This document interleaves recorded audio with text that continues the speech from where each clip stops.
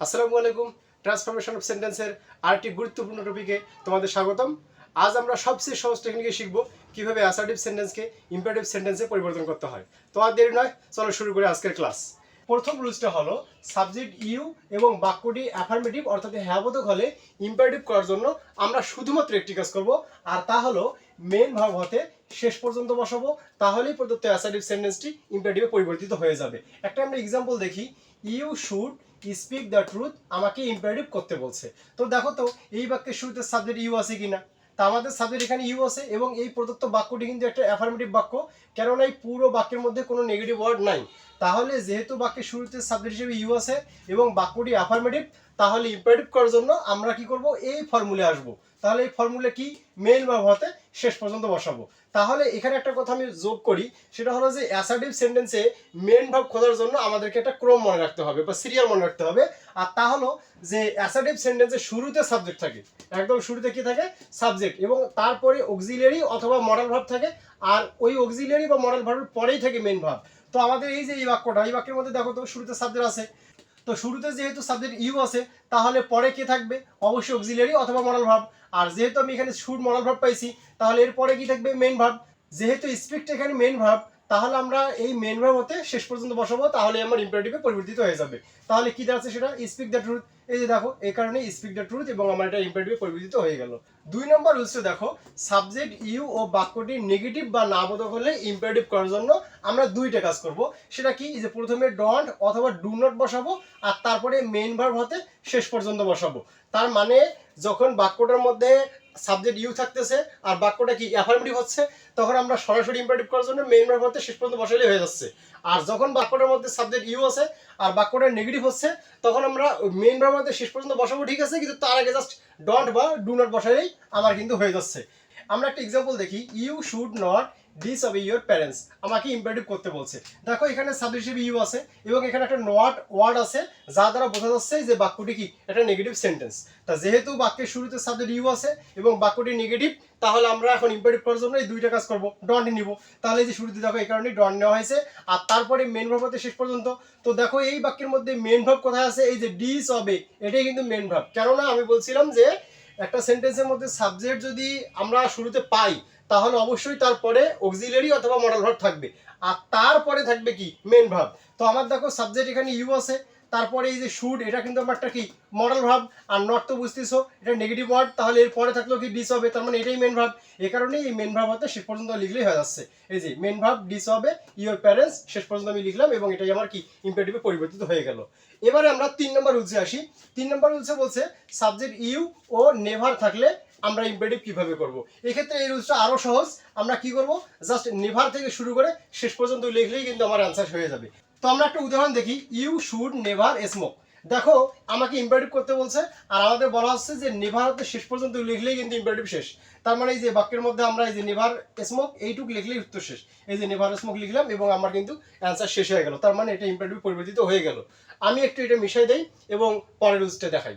4 নম্বর rules হলো subject first বা third person হলে এক্ষেত্রে বাক্যটি অ্যাফার্মেটিভ বা নেগেটিভ ডাজ নট ম্যাটার, মানে যেটাই হোক না কেন এদের প্রত্যেকের ক্ষেত্রে কি নিয়ম একই।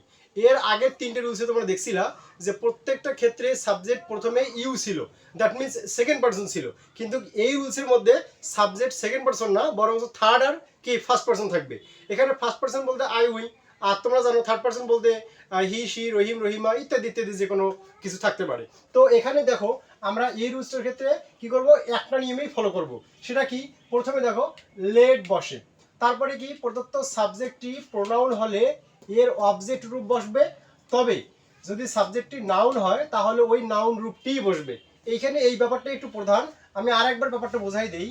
এখানে বলা হচ্ছে যে সাবজেক্টটি যদি প্রোনাউন হয়, অর্থাৎ আমাদের সেন্টেন্সের মধ্যে যে ফার্স্ট পারসন বা থার্ড পারসনটা দেওয়া থাকবে, তা দেখতে হবে যে প্রোনাউনে আছে নাকি নাউন আছে। যদি সে প্রোনাউনে হয় তাহলে তার অবজেক্ট রূপ বসাইতে হবে, আর যদি নাউন হয় তাহলে সেখানে নাউনটাই বসাইতে হবে। আর 3 নম্বর স্টেপ হলো মেন ভার্ব হতে শেষ পর্যন্ত বসাবো।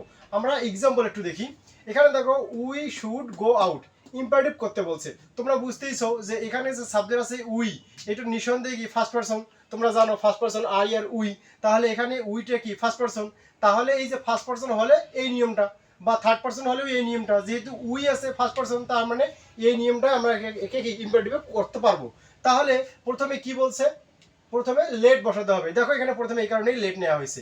আর তারপরে দ্বিতীয় কথাটা বলা ছিল যে প্রোনাউন হলে এর অবজেক্ট রূপ বসাবো, আর নাউন হলে সেটাই বসাবো। তো এখানে দেখো উই আছে, তো উই তো তোমরা জানো এটা একটা প্রোনাউন। এখানে যদি কোনো নাম থাকতো তাহলে সেটা কিন্তু নাউন হইতো। তাহলে যেহেতু এখানে উই একটা প্রোনাউন, এ কারণে প্রোনাউনের কি হবে, অবজেক্ট রূপ বসাতে হবে। তো তোমরা জানো যে উই এর অবজেক্ট রূপ হচ্ছে কি আস, এ কারণে এই যে দেখো লেটের পরে আস লেয়া হয়েছে। আর তারপরে কি পরের রুলসটা ছিল মেইন ভার্ব হতে শেষ পর্যন্ত বসে। তো এই প্রদত্ত সেন্টেন্সের মধ্যে মেইন ভার্ব কোথায় থাকে, আমি কিন্তু এটা এর আগের রুলসগুলোতে বলছিলাম যে সর্বপ্রথম অ্যাসার্টিভ সেন্টেন্সের শুরুতে সাবজেক্ট থাকবে, আর সাবজেক্টের পরে থাকবে অক্সিলারি অথবা মডাল ভার্ব, আর তারপরে অক্সিলারি মডেলের পরে থাকবে মেইন ভার্ব। এখানে দেখো এই যে শুড আছে যেটা একটা মডেল, তাহলে এরপরে এই যে গো আছে, গোটাই হলো এখানে মেইন ভার্ব। আর আমাদের বলছে মেইন ভার্ব হতে শেষ পর্যন্ত বসাইতে, তাহলে তার মানে আমি শেষ পর্যন্ত কি গো আউট লিখবো। এই যে এই কারণে এখানে গো আউট, এবং এভাবেই কিন্তু আমার এই সেন্টেন্সটা ইম্পারেটিভে পরিবর্তিত হয়ে গেল। আমরা আর একটা এক্সাম্পল দেখি। এই যে এখানে বলছে he does not play football, imperative করতে বলছে। তো দেখো এই বাক্যটা কিন্তু নেগেটিভ, অর্থাৎ নট আছে। আমি বলছিলাম অ্যাফার্মেটিভ এবং নেগেটিভ উভয়ের ক্ষেত্রে কিন্তু নিয়ম একই। এখন আমরা একটা এক্সাম্পল দেখি।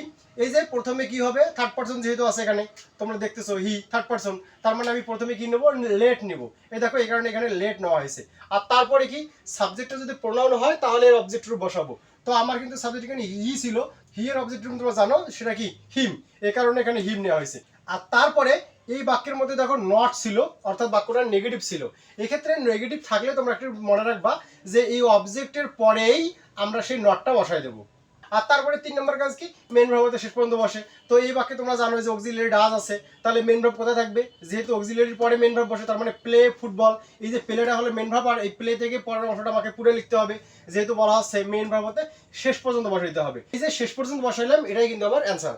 4 নম্বর উদাহরণে যাওয়ার আগে আমি একটা কথা বলি, সেটা হলো যে এই যে আমরা অ্যাসার্টিভ বাক্যগুলো পাচ্ছি, এই বাক্যটা যদি নেগেটিভ হয়, দ্যাট মিনস এখানে যদি নট থাকে, সেক্ষেত্রে ইম্পারেটিভ করার জন্য নিয়ম তো একই, তবে এই নটটা বসানোর ব্যাপারে একটা কথা আছে।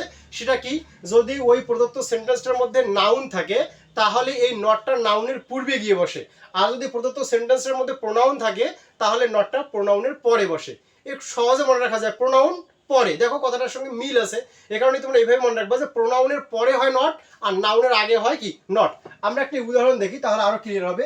এখানে দেখো Nabil does not tell a lie, imperative করতে বলছে, এবং এখানে দেখো নট আছে, হ্যাঁ, এবং এখানে আবার দেখো নাউনও আছে। তাহলে আমরা এটাকে ইম্পারেটিভ করার জন্য অবশ্যই একই নিয়ম ফলো করব, বিকজ এই নাবিলটা থার্ড পার্সন, তাহলে প্রথমে আমি কি নেব, লেট নেব। এ কারণে দেখো প্রথমে লেট নেওয়া হয়েছে। কিন্তু এরপরে তোমরা, আমি বললাম যে লেটের পরে নর্মালি ভাবে আমরা প্রোনাউন হলে প্রোনাউনের অবজেক্ট নেব, আর নাউন হলে সরাসরি নাউনটাই নেব। তার মানে এখানে লেটের পরে সরাসরি নাউন নাবিলটা নেওয়া দরকার ছিল। কিন্তু আমি একটু আগে একটা কথা বললাম যে যদি নট থাকে বাক্যের মধ্যে তাহলে নটটা নাউনের পূর্বে বসবে এবং প্রোনাউনের পরে বসবে। তা যেহেতু নাবিলটা এখানে কি ছিল, নাউন হিসেবে ছিল, এ কারণে এই যে নটটা কি নাবিলের পূর্বে বসছে। ব্যাপারটা বুঝছো না? এখন এরপরে দেখো 3 নম্বরটা কি, মেন ভার্ব হতে শেষ পর্যন্ত। তো মেন ভার্ব তো বুঝতেইছো যে এখানে এই যে ডাজ, এটা অক্সিলারি, তাহলে এরপরে মেন ভার্ব কি টেল, আর তারপরে অংশ পর্যন্ত লিখতে হয়, এ কারণে টেল এ লাই আমরা এখানে লিখলাম, এবং এভাবে আমার কি অ্যান্সারটা শেষ হয়ে গেল। তো দেখো এই যে আমি নোট করে এখানে লিখে দিচ্ছি যে নাউনের পূর্বে নট এবং প্রোনাউনের পরে নট বসে, এটা একটু মুখস্থ রাখলে এই ঝামেলাগুলো থাকবে না। তাহলে অ্যাসার্টিভ থেকে ইম্পারেটিভের এই 4টে রুলসের মধ্যে এই 4 নম্বর রুলসটাই কিন্তু তোমাদের পরীক্ষায় সবচেয়ে বেশি আসে এই পূর্বের 3টে রুলসের তুলনায়। তো আজকের ক্লাস এখানেই শেষ করছি, পরবর্তী ক্লাসে আবারও দেখা হবে ইনশাআল্লাহ। সে পর্যন্ত ভালো থাকুন, সুস্থ থাকুন, মুখস্থ নয় বুঝে শিখুন। এরকমই আরো সহজ ও কার্যকর ক্লাস পেতে জিসান একাডেমি চ্যানেলটি সাবস্ক্রাইব করে সঙ্গেই থাকুন। আল্লাহ হাফেজ।